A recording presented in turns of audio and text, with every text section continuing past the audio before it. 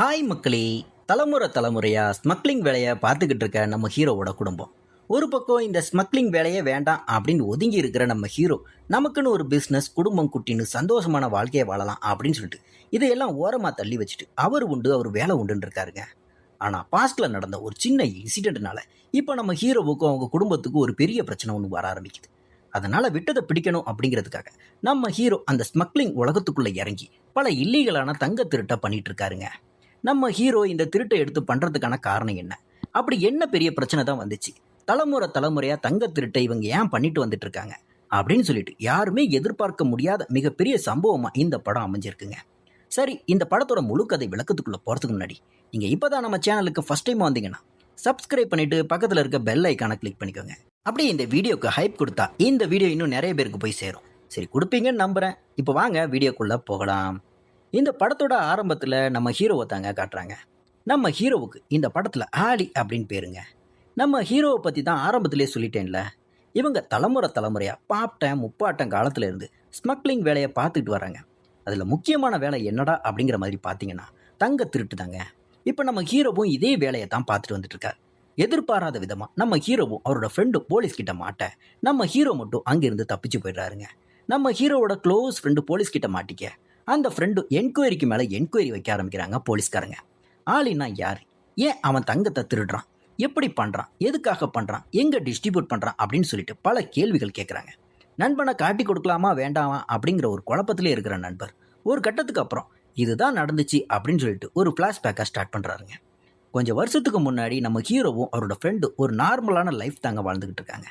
நம்ம ஹீரோ காலேஜ்லாம் முடிச்சுட்டு அப்புறம் ரீட்டைல் ஃபேஷன் டிசைன் ஷாப் ஒன்று வச்சுருக்காரு. ஃப்ரெண்டு பார்த்தீங்கன்னா நம்ம ஹீரோவுக்கு சப்போர்ட்டாக தாங்க இருந்துட்டு வர்றாரு. வீட்டுக்கு போனால் அம்மாவும் அப்பாவும் ஒரே தொல்லை. எப்படா நீ கல்யாணம் பண்ணிக்க போகிற அப்படின்னு சொல்லிட்டு. ஆனால் நம்ம ஹீரோவுக்கு பெருசாக கல்யாணத்து மேலே உடன்பாடு இல்லை. அம்மா அப்பா தான் எப்படா கல்யாணம் பண்ணிக்க போகிற அப்படின்னு சொல்லி ப்ரெஷர் போடுறாங்கன்னா நம்ம ஹீரோவோட தாத்தா இருக்கார் பார்த்தீங்களா, அவர் அதை விட மேலே ப்ரெஷர் போட்டுக்கிட்டு இருக்காருங்க. தயவு செஞ்சு நீ கல்யாணம் பண்ணிக்கோடா அப்படின்னு சொல்லிட்டு. ஏன்னா அவரோட உடம்பு நிலைமை ரொம்பவே மோசமாக இருக்குங்க. நான் சாகிறதுக்குள்ளே உன்னோட கல்யாணத்தை பார்க்கணுன்னு ஆசையாக இருக்குது, அதுக்காகவாவது கல்யாணம் பண்ணிக்கோ அப்படின்ற மாதிரிலாம் சொல்ல, அதுக்கப்புறம் நம்ம ஹீரோ ஒரு பொண்ணை எதிர்ச்சியாக பார்க்குறாருங்க. ரொம்பவே பிடிச்சி போய் அதுக்கப்புறம் நம்ம ஹீரோவும் அந்த பொண்ணு பின்னாலேயே சுற்றி அந்த பொண்ணையும் கரெக்ட் பண்ணி வீட்டில் சொல்லி கல்யாண ஏற்பாடுகள் எல்லாம் ஆரம்பித்து கல்யாணத்தையும் முடிச்சிடுறாருங்க. தாத்தாவும் அம்மாவும் அப்பாவும் ஆசைப்பட்ட மாதிரி இப்போ நம்ம ஹீரோவுக்கு கல்யாணம் ஆயிடுச்சு. அப்படியே கட் பண்ணால் நம்ம ஹீரோ அவரோட ஷாப், ஃப்ரெண்ட், ஃபேமிலின்னு ஒரு நார்மலான லைஃப்பில் வாழ்ந்துட்டுருக்கார். நான் ஆரம்பத்திலே சொன்னேன்ல, இவங்க ஒரு ஸ்மக்லர் ஃபேமிலி அப்படின்னு. நம்ம ஹீரோட அப்பாவே அந்த ஸ்மக்லிங் வேலையெல்லாம் விட்டுட்டா இருந்தாங்க நம்ம நினச்சோம். ஆனால் எதிர்பார்க்காத விதமாக ஒரு நாள் நம்ம ஹீரோவோட அப்பா கஸ்டமில் மாட்டிக்கிறாருங்க. அதாவது கப்பலில் இருந்து அவங்களோட சரக்கு வந்து இறங்குற இடத்துல கஸ்டம் போலீஸ் ஆஃபீஸர் அந்த ட்ரக்கை செக் பண்ணி பார்க்குறாங்க. அதில் ஒரே ஒரு பார்சல் மட்டும் அன்வான்டாக வந்திருக்குங்க. அது என்னன்னு பிரித்து பார்த்தா தாங்க தெரிய வருது, அதுக்குள்ளே தங்கம் இருக்குது. அதை பார்த்து பயந்து ஷாக் ஆகி நிற்கிற நம்ம ஹீரோவும் அவரோட அப்பாவும், இந்த தங்கத்துக்கும் எங்களுக்கும் எந்த சம்மந்தமும் இல்லை, நாங்கள் காலங்காலமாக இதை பண்ணிட்டு வந்தோம் தான், ஆனால் இப்போ குறிப்பிட்ட காலமாக இதை நாங்கள் பண்ணுறதில்ல அப்படின்னு சொல்லிட்டு எவ்வளோ ப்ரூவ் பண்ண பார்க்குறாங்க. ஆனால் அது எதுவுமே எடுபடலைங்க. ஒரு கட்டத்துக்கு அப்புறம் நம்ம ஹீரோட அப்பாவை கஸ்டம் ஆஃபீஸர் அரெஸ்ட் பண்ணி ஜெயிலுக்கு கூட்டிகிட்டு போயிடுறாங்க. எதாக இருந்தாலும் கோர்ட்டில் பார்த்துக்கோங்க அப்படின்ற மாதிரிலாம் சொல்ல, அடுத்த நாள் கோர்ட்டில் போயிட்டு நிற்க இவர் மூலியமாக தான் இந்த தங்கம் இங்கே வந்திருக்கு அப்படின்னு சொல்லிட்டு கஸ்டம் ஆஃபீஸரும் கன்ஃபார்ம் பண்ணிடுறாங்க. இப்போ நம்ம ஹீரோவுக்கு என்ன பண்ணுறதுன்னே தெரியல. அந்த நேரத்தில் தாங்க நம்ம ஹீரோ அவரோட இன்ஃப்ளூயன்ஸை யூஸ் பண்ணி அப்பாவை பெயிலில் எடுத்து வீட்டுக்கு கூட்டிகிட்டு போகிறார். அப்போ தாங்க அவருக்கு ஒரு விஷயமும் புரிய வருது. அதாவது நாம் தங்கத்தை கடத்தலான்னு பிளான் போட்டு கடத்தலை, யாரோ வேணும்னே பிளான் பண்ணி நம்மளை மாட்டி விட்டுருக்காங்க அப்படின்னு அவங்க அப்பா சொல்கிறார். அது யாருன்னு தேடி கண்டுபிடிக்கிறாருங்க நம்ம ஹீரோ. ஒரு கட்டத்துக்கு அப்புறம் தான் தெரிய வருது, இவங்களோட முன்னாள் எதிரி ராகவன் தான் அப்படிங்கிற மாதிரி. ராகவன், நம்ம ஹீரோவோட ஆலி, இவங்க ரெண்டு பேருமே காலங்காலமாக தலைமுறையாக பாட்டம் முப்பாட்டம் காலத்துலேருந்து வெளிநாட்டிலேருந்து உள்நாட்டு தங்கத்தை கடத்திட்டு வந்துட்டு இருக்காங்க. இவங்களுக்குள்ள ஏற்பட்ட சின்ன சின்ன சண்டை சச்சரவுனால அதை பழி தீர்க்கறதுக்காக தாங்க ராகவன் இந்த வேலையை பண்ணியிருக்காரு அப்படிங்கிற மாதிரி தெரிய வருது. இதை தெரிஞ்சுக்கிட்ட நம்ம ஹீரோ என்ன பண்ணுறாருன்னா, இவங்களை வச்சே நம்ம அப்பாவை எப்படியாவது வெளியே கொண்டு வரணும் அப்படின்னு சொல்லி நினைக்கிறாரு. ஆனாலும் கஸ்டம் ஆஃபீஸரும் ப்ரெஸ் மீடியாவும் நம்ம ஹீரோட அப்பாவை குற்றவாளின்னு நிரூபிச்சிட்டாங்க. அது மட்டும் இல்லாமல் 1 கோடி ரூபா ஃபைன் கட்டணும் அப்படின்ற மாதிரிலாம் சொல்ல நம்ம ஹீரோவுக்கு என்ன பண்ணுறதுனே தெரியல. அப்போ தாங்க நம்ம ஹீரோ ஒருத்தரை மீட் பண்ணுறதுக்காக போகிறார். இவர் வேற யாருமே இல்லைங்க, நம்ம ஹீரோவோட தாத்தா கூட ஆரம்பத்தில் ஸ்மக்லிங் வேலையை பார்த்தவர். அவர் மூலயமா ஒரு ரெஃபரன்ஸை எடுத்துட்டு தன்னோட அப்பாவை காட்டி கொடுத்தவர் பார்த்தீங்களா, அந்த ராகவன், அவன் யாருன்னு தெரிஞ்சுக்க ஆரம்பிக்கிறார். அவன் தாங்க இந்த படத்தோட மெயின் வில்லனே. ராகவனுக்கு மொத்தம் 2 பசங்க இருக்காங்க. ஒருத்தன் பேர் விநாயகன், இன்னொருத்தன் பேர் ஹரிஸ். இவங்க 2 பேரும் சேர்ந்து தான் நம்ம ஹீரோவோட அப்பாவை மாட்டிக்கிட்டு இருக்காங்க. அவங்க இடத்துல போயிட்டு கை வைக்கணும், என் அப்பாவை எப்படி மாட்டி விட்டாங்களோ அதே போல நான் மாட்டி விடணும் அப்படின்னு அந்த பெரியவர்கிட்ட நம்ம ஹீரோ பேசிக்கிட்டு இருக்க அந்த பெரியவர் பயங்கரமா ஆச்சரியப்படுறார். உங்க அப்பன் திருட்டுத்தனம் பண்ணி நான் பார்த்ததில்ல, ஆனா உன் தாத்தன் திருட்டுத்தனம் பண்ணி நான் பார்த்துருக்கேன். அவர் பேர் அகமத் ஆலி, அவரோட சாயல் உன்கிட்ட இருக்கு, நீ நினைச்சா எதை வேணாலும் சாதிக்கலாம் அப்படின்னு மோட்டிவேஷன் கொடுக்க நம்ம ஹீரோவும் அந்த ராகவனோட இடத்துக்கு கிளம்பி போறாருங்க. அங்க போய் பார்த்தா தாங்க தெரிய வருது, அந்த இடத்துல மிகப்பெரிய ஸ்மக்லிங் வேலை நடக்குது அப்படிங்கிற மாதிரி. அதாவது ஒரு தங்கத்தை இங்கிருந்து வெளியே கொண்டு போனா எந்தெந்த முறையெல்லாம் கொண்டு போகலாம் அப்படிங்கிறத இந்த படம் ஒரு பெரிய உதாரணங்க. இப்போ ராகவனோட சின்ன பையன் விநாயகர் இருக்கான் பார்த்தீங்களா, அவன் தங்கத்தை எப்படி கொண்டு போறான்னா, மாட்டுக்கு லாடம் கட்டுவோம்ல, அந்த லாடத்தை மாட்டுக்காலில் தங்கத்தை கட்டி அங்கிருந்து கொண்டு போறாங்க, யாருக்கும் எந்த சந்தேகமும் வராத மாதிரி. இப்போ நம்ம ஹீரோவுக்கு இருக்கிற ஒரே டாஸ்க் என்னடான்னு பார்த்தீங்கன்னா, அப்பாவை எப்படியாவது டோட்டலாக வெளியே கொண்டு வரணும், அதே போல் அந்த 1 கோடி ரூபா ஃபைனை கட்டணும். அதுக்காக விநாயகன் மேலே போயிட்டு கை வைக்கிறாருங்க. அது மட்டும் இல்லாமல் அங்கிருந்த 3 மாடுகளை தூக்கிட்டு வந்துடுறாரு. 3 மாட்டுல இருந்த 6 லாடத்தை எடுத்துட்டு போயிட்டு ஒரு கஸ்டமர் கிட்ட வித்து 1 கோடி ரூபா பணத்தை வாங்கி அவங்க அப்பாவோட மொத்த கடனையும் அடைச்சி அப்பாவை வெளியே கொண்டு வந்துடுறாரு. அப்பதாங்க ஒரு விஷயம் அவங்க அப்பாவுக்கு புரிய வருது, இவனும் அந்த ஸ்மக்லிங் வேலையில இறங்கிட்டான் அப்படின்னு. தான் பையன் தான் குடும்பம் எந்த வேலைக்கு போகக்கூடாதுன்னு நினைச்சோமோ தான் பையன் இறங்கிட்டானே அப்படின்னு சொல்லி ரொம்ப வருத்தப்படுறாருங்க அவங்க அப்பா. ஆனா நம்ம ஹீரோவுக்கு வேற வழியே இல்லைங்க. 1 கோடி ரூபா கடனை அடைக்கணும்னா இந்த வேலையில இறங்கித்தான் அடைக்க முடியும் அப்படின்ற ஒரு கான்பிடென்ட்ல தாங்க இதுல இறங்கியிருக்காரு. அப்பாவை வெளியே கொண்டு வந்ததுக்கு அப்புறம் அப்பாவே நம்ம ஹீரோவுக்கு அட்வைஸ் பண்றாருங்க, நாம எந்த வேலை வேணாம் அப்படின்னு ஒதுங்கினோமோ அந்த வேலையை நீ கையில எடுத்துட்ட, இது தப்பு, இதை உடனே விட்டுரு அப்படின்னு சொல்ல, சரிப்பா நான் விட்டுடுறேன் அப்படின்னு சொல்லிட்டு நம்ம ஹீரோவும் அங்கிருந்து கிளம்பி போறாரு. ஏன்னா பேலன்ஸ் இருக்கிற கடனை அடைக்கணும்ல, அதுக்காக நம்ம ஹீரோ ஃபாரின் கிளம்பி போறாருங்க. இன்னொரு சைடு பார்த்தா நம்ம ராகவனையும் அவனோட பசங்களையும் தாங்க காட்டுறாங்க. ராகவன் டீம் நம்ம மாட்டை திருடி எடுத்துட்டு போனவன் தங்கத்தை வித்துட்டான், அவனை எப்படியாவது அவனோட குடும்பத்தை க்ளோஸ் பண்ணி ஆகணும் அப்படின்னு ஒரு பக்கம் பிளான் பண்ணிக்கிட்டு இருக்காங்க. இன்னொரு சைடு பார்த்தா நம்ம ஹீரோ இந்த ஸ்மக்லிங் வேலையை ரொம்ப நல்லா இருக்குதே அப்படின்னு சொல்லிட்டு ஒரு டீலர் போய் பார்க்குறாருங்க. அதாவது அவங்க தாத்தா முப்பாட்டம் காலத்தில் இருந்தே அந்த டீலர் தாங்க. அந்த டீலர் கிட்ட போயிட்டு பேசி, இதுக்கப்புறம் நான் ஃபாரின்ல இருந்து உங்களுக்கு தங்கத்தை எப்படியாவது இறக்கி தரேன், நாம பார்ட்னராக இருக்கலாம் அப்படின்னு சொல்லி டீல் பேசிட்டு நம்ம ஹீரோவும் அவரோட ஃப்ரெண்டும் ஃபாரினுக்கு போயிட்டு ஃபர்ஸ்ட் அந்த தங்கத்தை எல்லாம் கலெக்ட் பண்ணுறாங்க. அதை எப்படி இந்தியாவுக்கு கொண்டு வரணும் அப்படின்னு சொல்லி பிளான் பண்ணுறாங்க. ஆனால் இன்னொரு சைடு ராகவனுக்கு தெரிஞ்சு போச்சுங்க, இவங்களும் தங்கத்தை கடத்துறானுங்க. இப்போ நம்ம ஹீரோ ஃபாரின்ல இருந்து தங்கத்தை எடுத்துட்டு இந்தியாவுக்கு வந்துட்டு இருக்காரு. கோயம்புத்தூர் ஏர்போர்ட்ல இருக்கிறாங்க. இந்த நேரத்தில் ராகவனோட டீம் கஸ்டம் ஆஃபீஸில் இன்ஃபார்ம் பண்ணுறாங்க, தங்கம் இந்த மாதிரி ஏர்போர்ட்டில் வந்திருக்கு, அவங்கள பிடிச்சே ஆகணும் அப்படிங்கிற மாதிரி. குறிப்பாக நம்ம ஹீரோ தான் எடுத்துகிட்டு வராரு அப்படிங்கிற மாதிரி கன்ஃபார்மே பண்ணிட்டாங்க. இப்போ நம்ம ஹீரோவையும் அவரோட ஃப்ரெண்டையும் மட்டும் டைரெக்டாக கூட்டிகிட்டு போய் செக் பண்ணுறாங்க. ஆனால் நம்ம ஹீரோவோட கையில் எந்த ஒரு பொருளுமே இருக்காதுங்க. அதுக்கு முன்னாடி நம்ம ஹீரோ அந்த டீலர் வச்சிருந்தாரு பார்த்தீங்களா, அவர் சொல்லியிருக்காரு ஏர்போர்ட்டில் நமக்கு ஒரு ஃப்ரெண்ட் இருக்காப்ல, அவர் உங்களுக்கு சப்போர்ட் பண்ணுவார் அப்படின்னு சொல்லியிருப்பாருங்க. இப்போ நம்ம ஹீரோ தங்கத்தை எடுத்துகிட்டு வர்றது எதுலடா அப்படிங்கிற மாதிரி பார்த்தீங்கன்னா, ஃபோனோட பேட்டரிங்க. நம்ம சின்ன வயசுலலாம் நோக்கியா ஃபோன் யூஸ் பண்ணுவோம்ல, அந்த நோக்கியா ஃபோனோட பேட்டரியை தங்கமாக மாற்றி எடுத்துகிட்டு வந்திருக்காருங்க. இப்போ நம்ம ஹீரோ ஏர்போர்ட் வந்ததுக்கப்புறம் போலீஸ் ஆஃபீஸர் லாக் பண்ணிடுறாங்க. அந்த நேரத்தில் அந்த கஸ்டமர் சொன்னார் பார்த்தீங்களா, ஏர்போர்ட்டில் ஒரு ஃப்ரெண்ட் இருக்காருன்னு, அவரோட நேம் என்னன்னு பார்த்துட்டு அவர்கிட்ட அந்த மொபைலையும் கொடுத்துட்றாரு. பேக்கையெல்லாம் செக் பண்ணி பார்க்குற போலீஸ் ஆஃபீஸுக்கு ஏமாற்றம் தாங்க மிஞ்சுது. என்னோட பேக்கில் ஒன்றுமே இல்லை. அந்த நேரத்தில் ஒரு போலீஸ் ஆஃபீஸர் மட்டும் அந்த ஃபோனையும் பாஸ்போர்ட்டையும் கொடுத்தாருங்க. ஒரு கட்டத்துக்கு மேலே இந்த ஃபோன் ஏதோ வெயிட்டாக இருக்கே அப்படின்னு சொல்லிட்டு அவர் செக் பண்ணுறாருங்க. இப்போ நம்ம ஹீரோ டோட்டலாக மாட்டிக்கிறாருன்னு தான் நம்ம நினச்சோம். ஆனால் அந்த ஃபோனை வாங்கி செக் பண்ணி பார்க்கும்போது தாங்க அந்த பேட்டரியில் தங்கம் இருக்குன்னு தெரிஞ்சுக்கிறாங்க. ஆனால் அங்கே தான் இன்னொரு திருப்பு முனையும் இருக்குது. அது ஒரிஜினல் பேட்டரி தாங்க, தங்கம் இல்லை. நம்ம ஹீரோ கிட்ட தங்கம் இல்லைன்னு ராகவனுக்கு தெரிஞ்சு போச்சுங்க.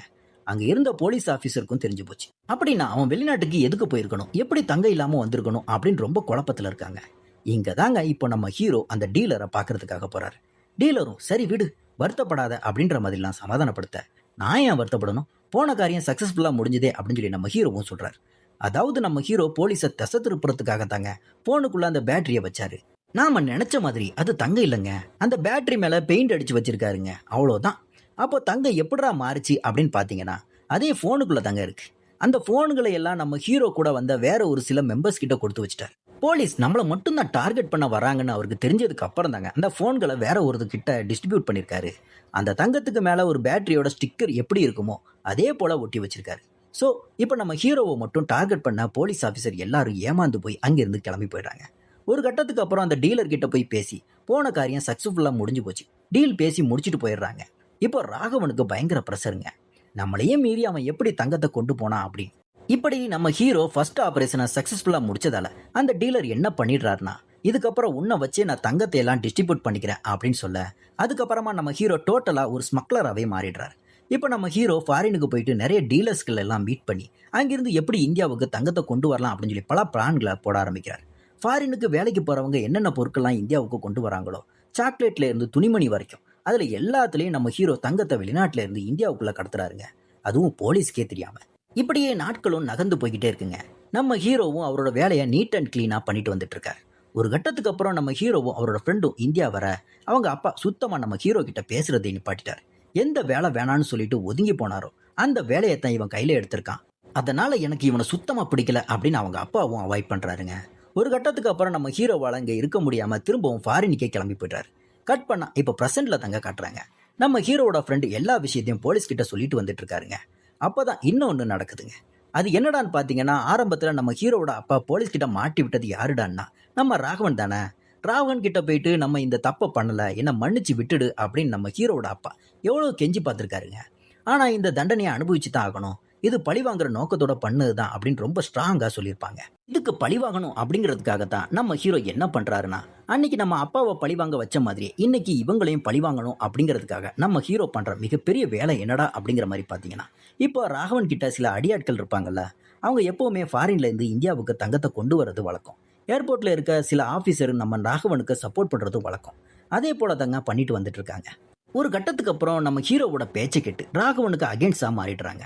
அது மட்டும் இல்லாம அவங்க கொண்டு வந்த தங்கத்தை எல்லாம் லாக் பண்ணி நம்ம ராகவனையை அரெஸ்ட் பண்ணி வச்சிடறாருங்க நம்ம ஹீரோ. இதுக்கு பழி வாங்குறதுக்காக ராகவன் இப்ப ரிவெஞ்ச் எடுக்கிறாங்க.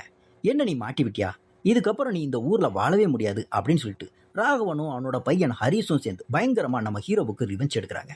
அந்த ரிவெஞ்சில் தாங்க நம்ம ஹீரோ தப்பிச்சு போயிடுறாரு. ஹீரோட ஃப்ரெண்டு மட்டும் போலீஸ் கிட்ட மாட்டிக்கிறாரு. இப்போ போலீஸ் கிட்ட எல்லாத்தையுமே சொல்லிட்டு வர்றது நம்ம ஹீரோவோட ஃப்ரெண்டு தாங்க. இது எல்லாத்துக்கும் முடிவு கட்டியே ஆகணும் அப்படின்னு சொல்லி கவர்மெண்ட் ஒரு பக்கம் பேசிட்டு வர இந்த இடத்துல தாங்க இன்னொரு திருப்ப முனையும் நடக்குது. அது என்னன்னு கேட்டிங்கன்னா, இது வரைக்குமே பரம்பரையா இவங்களுக்குள்ள பஞ்சாயத்தே போயிட்டு இருந்த அந்த சமயத்துல இப்போ நம்ம ஹீரோ தன்னோட அப்பாவை பழிவாங்கிறதுக்காக ராகவனை பழி தீர்த்துக்கிட்டாரு. இப்போ ராகவன் என்ன பண்றாருன்னா, அவனோட 2 பசங்களையும் வச்சு எப்படியாவது இந்த குடும்பத்தை சுக்குநூறா உடைச்சே ஆகணும் அப்படிங்கிறதுக்காக நம்ம ஹீரோ இல்லாத சமயமா பார்த்து ராகவனும் அவனோட பையனும் சேர்ந்துக்கிட்டு நம்ம ஹீரோட ஃபேமிலியை பயங்கரமா அட்டாக் பண்றாங்க. ஒரு சைடு பார்த்தா நம்ம ஹீரோட அப்பா தான் பையனும் இதே போல ஸ்மக்லிங் வேலையில இறங்கிட்டானே அப்படின்னு சொல்லி மனசு உடைஞ்சு போயிடுறாருங்க. அது மட்டும் இல்லாம அந்த மன உளைச்சல் அவருக்கு பக்கவாதமும் வந்துடுது. இந்த நேரத்துல தாங்க ராகவனோட ஆட்கள் என்ன பண்றாங்கன்னா, நம்ம ஹீரோட வீட்டுக்கு போயிட்டு பயங்கரமா அட்டாக் பண்றாங்க. இந்த நேரம் பார்த்து நம்ம ஹீரோவால இந்தியாவுக்கு வரவும் முடியல, அங்க ஃபாரின்லயே மாட்டிக்கிறாருங்க. ஒரு வார்னிங்காக தாங்க ராகவனோட ஆட்கள் இதையெல்லாம் பண்ணிட்டு போறாங்க. ஒரு கட்டத்துக்கு அப்புறம் நம்ம ஹீரோ ஃபாரின்ல இருந்து வந்ததுக்கு அப்புறம், என்னடா நீங்க ரிவெஞ்ச் எடுத்தா நாங்களாம் எடுக்க மாட்டோமா அப்படின்னு சொல்லிட்டு நம்ம ஹீரோவும் ரிவெஞ்ச் எடுக்க ஆரம்பிக்கிறாருங்க. அப்பதான் ராகவனோட சின்ன பையன் விநாயகர் இருக்கான் பாத்தீங்களா, அவனையும் நம்ம ஹீரோ தூக்கிடுறாருங்க. இந்த இடத்துல தாங்க பெரிய பஞ்சாயத்தை வெடிக்க ஆரம்பிக்குது.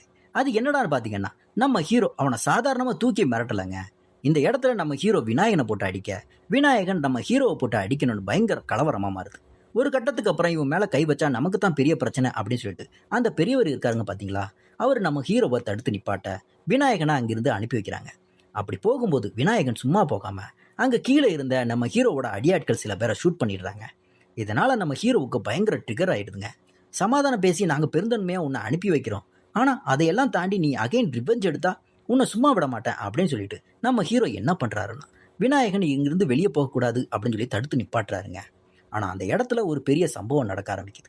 அந்த சம்பவம் என்ன அப்படிங்கிற மாதிரி பாத்தீங்கன்னா, விநாயகனை தடுத்து நிப்பாட்டும் போது அவனோட கார் ஆக்சிடென்ட் ஆயிடுதுங்க. கார் ஆக்சிடென்ட் ஆன உடனே கார் எரிய ஆரம்பிச்சு அதுல விநாயகன் இறந்தே போயிடுறாருங்க. இதை தெரிஞ்சுக்கிட்டு அவங்க அப்பா ராகவனும் அண்ணனும் பயங்கர டென்ஷன் ஆக ஆரம்பிக்கிறாங்க. இதுக்கப்புறம் ஆலியோட குடும்பத்தை விடவே கூடாது அப்படின்னு சொல்லி முடிவு பண்றாங்க. இப்போ அவனை கொலை பண்ணிட்டோம் அப்படின்னு சொல்லிட்டு நம்ம ஆலி, அதாவது நம்ம ஹீரோ என்ன பண்றாருன்னா, ஃபாரின்ல இருக்காருங்க. கிட்டத்தட்ட 2 வருஷமா ஃபாரின்லேயே தாங்க இருக்காரு. எப்படியாவது இவன் குடும்பத்தை பழி வாங்கி கணக்கு முடிக்கணும் அப்படிங்கிறதுக்காக ராகவனும் அவனோட பையனும் சேர்ந்துக்கிட்டு நம்ம ஹீரோட வீட்டை பழி வாங்குறதுக்காக உள்ள வராங்க. அந்த இடத்துல நம்ம ஹீரோட அப்பாவை கொலை பண்ணிடுறாங்க. இவ்வளவு நாளா விநாயகனை கொலை பண்ணிட்டதா நினைச்சு நம்ம ஹீரோ ஃபாரின்ல இருந்துட்டு வராருங்க.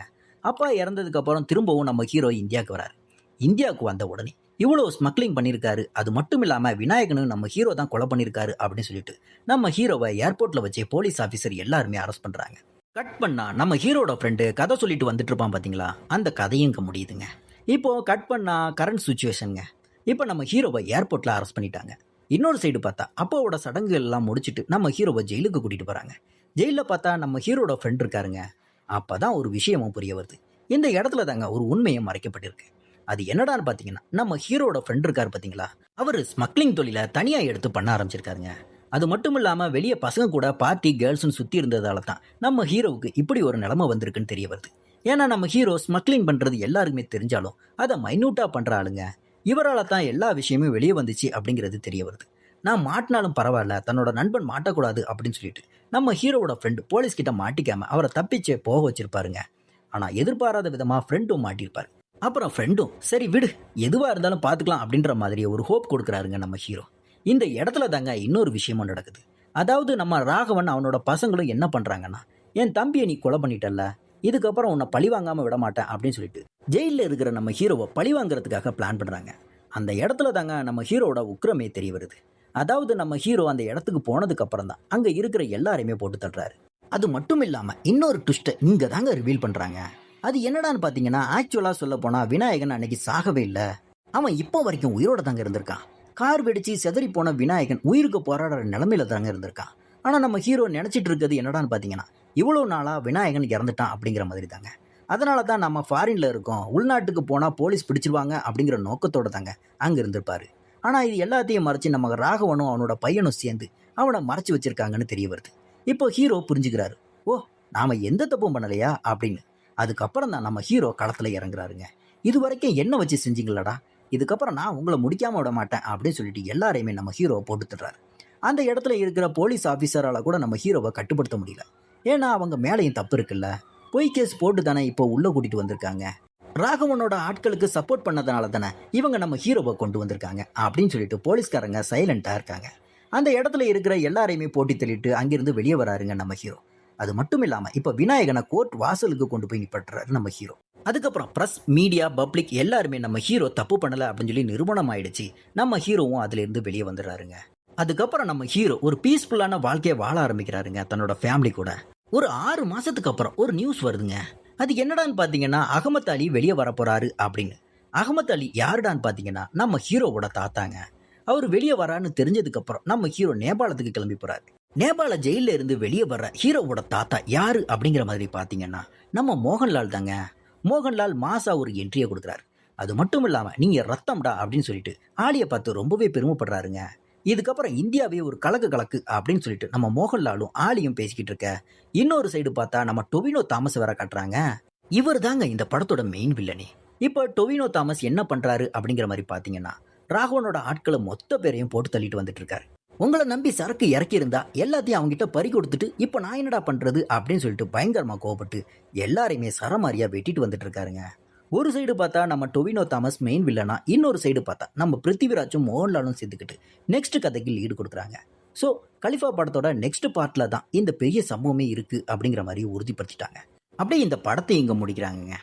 இந்த கலிஃபா படத்தோட முழு கதை விளக்கத்தை நான் சொன்ன விதம் உங்களுக்கு பிடிச்சிருச்சுன்னா இந்த வீடியோக்கு லைக், ஷேர் அண்ட் கமெண்ட் பண்ணுங்கள். அப்படியே நம்ம சேனலை சப்ஸ்கிரைப் பண்ணிவிட்டு பக்கத்தில் இருக்க பெல் ஐக்கானை கிளிக் பண்ணிக்கோங்க. அடுத்து ஒரு சூப்பரான வீடியோவில் உங்களை சந்திக்கிறேன். அதுவரை டாடா, பை பாய்.